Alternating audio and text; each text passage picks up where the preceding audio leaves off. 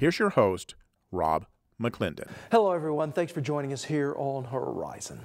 Well, Oklahoma is home to many a space pioneer, from Gordon Cooper to Thomas Stafford, and too many more to even list. And while we do have a rich space heritage, there are concerns about attracting a new generation into the space program and the science classes it takes to get them there. Joining me now is our Keela Kellen. Well, Rob, most kids are fascinated with space, but not so much with the science and math. That's why NASA is working with schools to engage students and get them involved by showing them firsthand what studying these fields has to offer.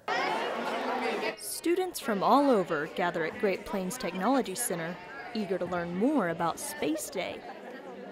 Come on in. Erica Lamberth is a multimedia director for NASA.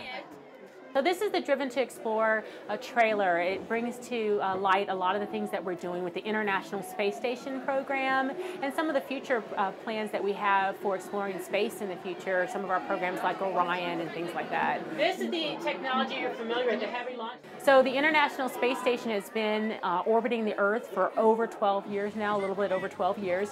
So a lot of the students don't realize that we've had men and women living and working in space for that long. And so here in the trailer, we're trying to share with them a little bit about what it's like to live and work in space.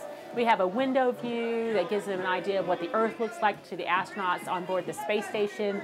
We talk about the science of the human body, how we have to learn how our bodies can withstand living in space for longer periods of time. And of course, we have something really cool, which is a moon rock that's over 3 billion years old that we brought back from our last mission to the moon on Apollo 17. So NASA is very much alive and looking to explore space in the future and keeping students interested in science, math, engineering, and technology. Astronaut Mike Foreman travels the country encouraging students as young as grade school to take an interest in STEM.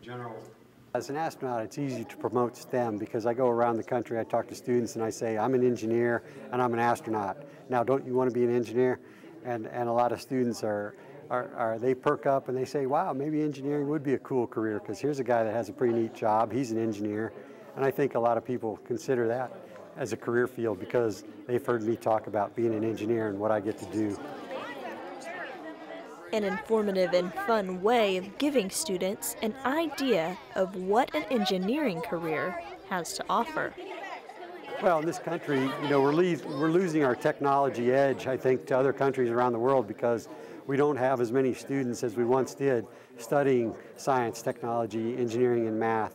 And we just need to keep promoting that to students so that we can gain that edge back and be a leader in the world in technology and engineering. So that's the reason we go around. And selfishly from NASA, you know, we're worried about replacing our aging engineers and scientists, and we want to make sure that we have a good population of students to choose from when we're hiring new people to replace old guys like me.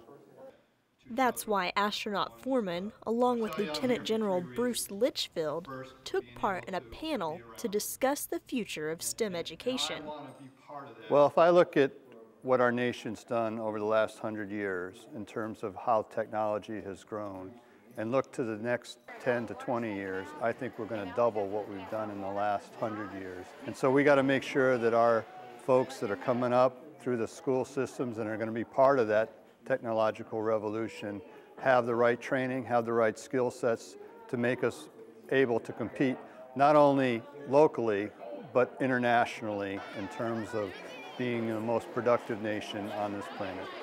What this does is start planting the seeds young and early so that the folks aren't afraid of what technology is out there and can be part of it, not a spectator in what the growth is going to be over the next 10 to 20 years. Really, we've seen change and we've seen it very rapidly. Congressman Tom Cole says our nation is headed in the right direction, but we need to do more to stay a world leader in technology. Whoever masters science and math is going to master the future. It really is that simple and that profound at the same time. And we know that, frankly, we've not been achieving as a country at the same level historically that we used to. This is the kind of program that has begun to turn those things around pretty dramatically and shown quick results. And it's really encouraging to see how receptive students and educators have been and how they've put the tools that have been given to them by corporate sponsors to really exceptional youth. And if we can do that here, we can do that at a lot of other schools across the state and across the country. Working to pave the way to a smarter future. According to one of the Space Day panelists, the best way to convince students to take tougher subjects in high school is to help them see past the diploma and how their studies will help them land in an interesting career. Something that I believe those in education circles refer to as creating rigor with relevance. Thank you so much, Keila. You're welcome, Rob. When we return, honoring some of Oklahoma's space-age trailblazers.